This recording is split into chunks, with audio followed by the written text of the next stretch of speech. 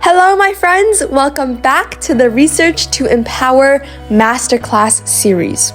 I'm Grace Liu, joined by my sister Jessica. We're talking about research in a way that's easy to digest and fun. Today, we're talking about the dreaded references. Why do we need references? Remember when we talked about research ethics? Yep. So, a big part of research ethics is to give credit to others and their precious hard work, okay? So, this is why this section is called the Re in research. Because research is largely about reviewing previous work first, and you need to give credit because you didn't make up or discover the entirety of a certain subject. Like, you probably weren't one of the founding fathers of chemistry or math or anthropology, right? So we need references to give credit to the people who did a lot of work before you and helped you in your journey to discover what you want to research. How do you do this though?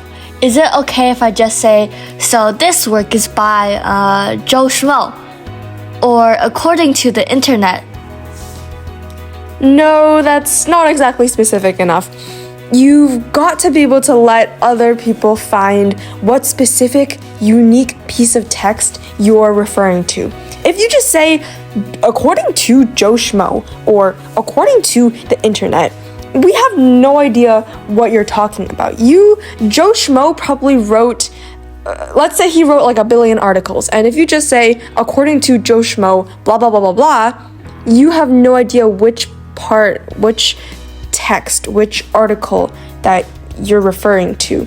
So, in general, it's good to take note of authors, their names, the title of the article, the name of the journal, if it's a part of a journal, and the page numbers, and a digital object identifier, which is called a DOI.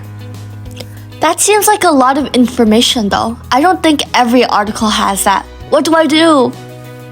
That's a good question.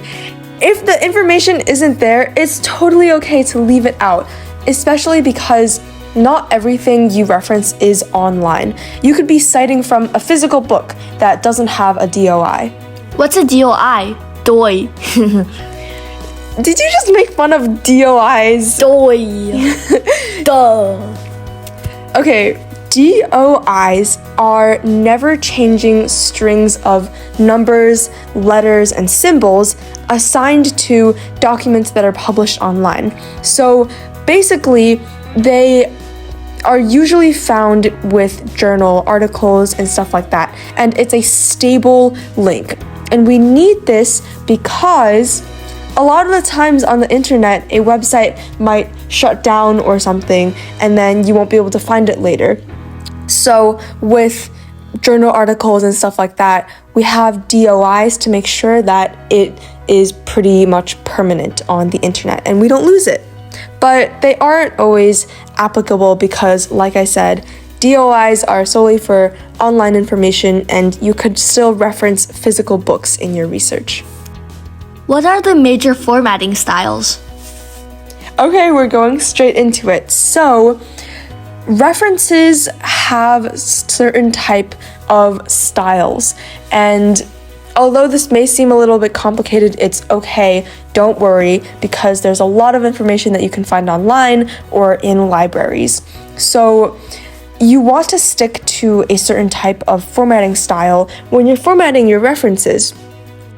And this can depend on certain things, which I'll talk about later. But first of all, the major formatting styles are the American Medical Association, which is AMA, and this is usually used for medicine, health, and biological sciences. Then there's the American Psychological Association, APA, for education, psychology, and social sciences. There's also Chicago style, which is a common style used in everyday publications like magazines, newspapers, and books. Then there's MLA, which stands for Modern Language Association, which is used for English, literature, arts, and humanities. The final one that I'm going to talk about is Turabian, which is another common style designed for its universal application across all subjects and disciplines. Again, you can use online libraries or your local library, searching online for how to do each formatting style and adhere to it. But in general, each journal, publisher, or conference that you may be applying to is different, and they usually use different formatting styles that they prefer, and that's what you should use. So you should check if they have guidelines for what type of reference style they want to use. And basically just read carefully and you should be good. So definitely check with the journal you want to submit to or conference you want to submit to first, or else you might have to reformat the whole thing. Oh gosh, that sounds like the worst. You all just have to stick around and we'll talk about how to find the right journal or conference soon. So the key takeaways for today's episode is that basically there are a bunch of different formatting styles and you don't have to go crazy over that or memorize the whole thing, because that just seems impossible and not a good use of your time, because you can just reference things online and they give you comprehensive how-tos for the specific style that you want.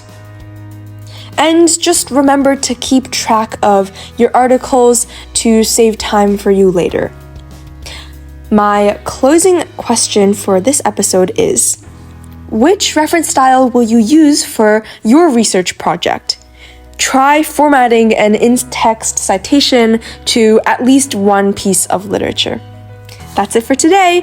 Thank you for listening. If you want to check out details about stuff we reference, it's available in the show notes. Head over to research2empower.org to submit your response to the question for each episode and complete the masterclass along the way.